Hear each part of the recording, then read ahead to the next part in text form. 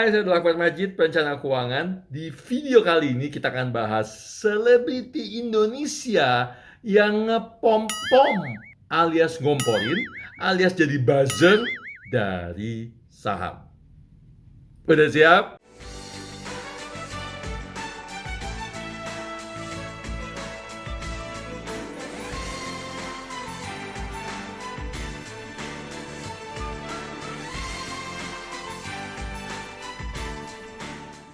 Oke, so belum lama ini jagat maya Indonesia rame lagi.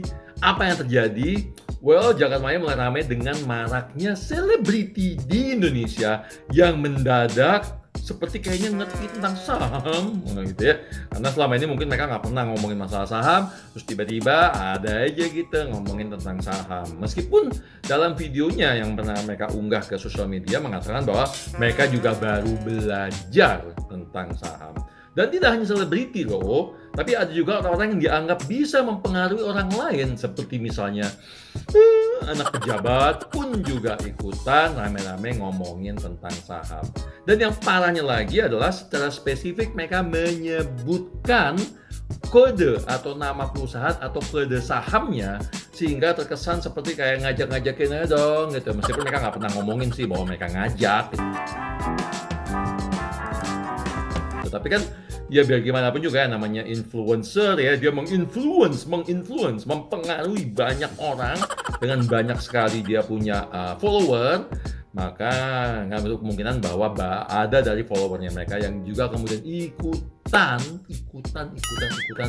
beli saham yang mereka sebutan tadi tanpa mereka ngerti apa sih saham yang mereka beli gitu. Atau ya emang semata-mata cuma ngikut aja gitu.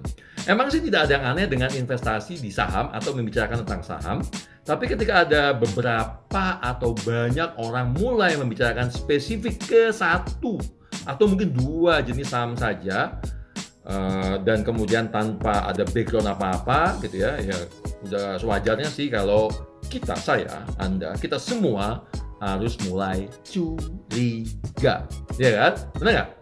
Nah, sebenarnya fenomena ini di dunia pemain di pasar modal, dunia saham lah ya, dikenal dengan istilah namanya pom-pom saham.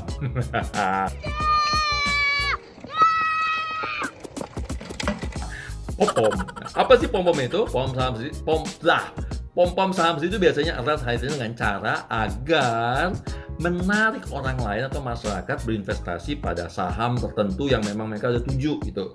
Intinya tadi supaya orang rame-rame ya. Biasanya saham-saham yang akan dipom-pom ini adalah saham-saham yang jenis lapis ketiga gitu ya secara perusahaan. Meskipun bisa saja sahamnya apapun juga bisa dipom-pom karena kan tergantung dari kebutuhan dan tergantung juga dari pesanan gitu ya. Tujuannya tadi agar masyarakat kemudian secara beramai-ramai ikutan membeli saham ini. Nah, yang pada akhirnya apa? Pada akhirnya kemudian menyebabkan harga saham ini kemudian terkerek menjadi naik. Iya, menjadi mahal. Gitu kan? Nah, mekanisme ini dahulu kala sampai sekarang sih ya bisa juga menjadi bagian yang disebut dengan istilah namanya menggoreng saham. Waduh, apalagi tuh menggoreng saham. Ada menggoreng saham, ada mengguyur saham. Entar, kapan-kapan saya buatkan video khusus ngomongin goreng dan guyur. Tapi anyway, di Amerika tempat saya dulu menimba ilmu tentang investasi, terutama di pasar modal, transaksi goreng-menggoreng saham ini mirip dengan atau dikenal dengan banyak istilah dan cara atau teknik melakukannya. Nih, saya sebutin beberapa ya. Nomor satu misalnya, marking the close. Itu satu. Kedua, ini yang paling sering banget saya pakai dan paling populer di Amerika, namanya painting the tape. Ya, ketiga, namanya cornering. Keempat, namanya pulls. Kelima, namanya wash sales. Dan yang terakhir yang paling sering dipakai oleh banyak masyarakat, istilahnya namanya insider trading.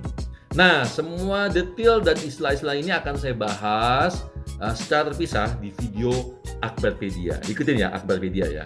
Anyway, balik ke istilah tadi, sementara di Indonesia dalam Undang-Undang Pasar Modal Bab 11 ya, Undang-Undang Nomor 8 Tahun 1995 tentang Pasar Modal atau UU 895 tidak dikenal yang namanya goreng-menggoreng saham, tapi lebih kepada yang disebut dengan manipulasi pasar. Ya, nah ini saya bacakan beberapa pasalnya. Ada pasal 91 Undang-Undang Nomor 8 tahun 95 tadi menyatakan, pasal 91 ya, bahwa setiap pihak dilarang melakukan tindakan baik langsung maupun tidak langsung dengan tujuan untuk menciptakan gambaran semu atau menyesatkan mengenai kegiatan perdagangan, keadaan pasar atau harga efek di bursa efek. Oke.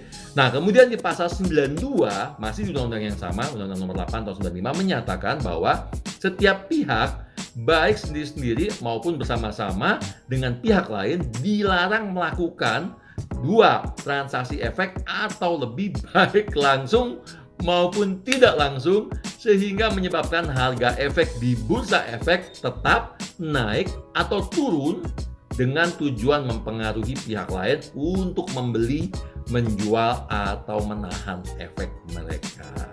So, jadi sadar atau tidak sadar, apa yang dilakukan influencer ini tersebut bisa masuk ke dalam kategori yang saya sebutkan tadi.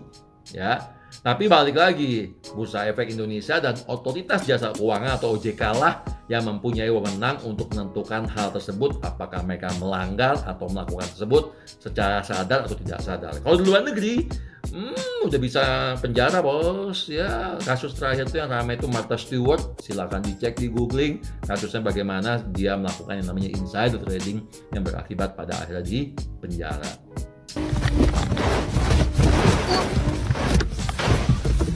Oke, so buat Anda investor pemula, jangan terpengaruh atas omongan dan pom-pom tadi, ya. Hati-hati kalau Anda dengar tiba-tiba ada orang ngomongin.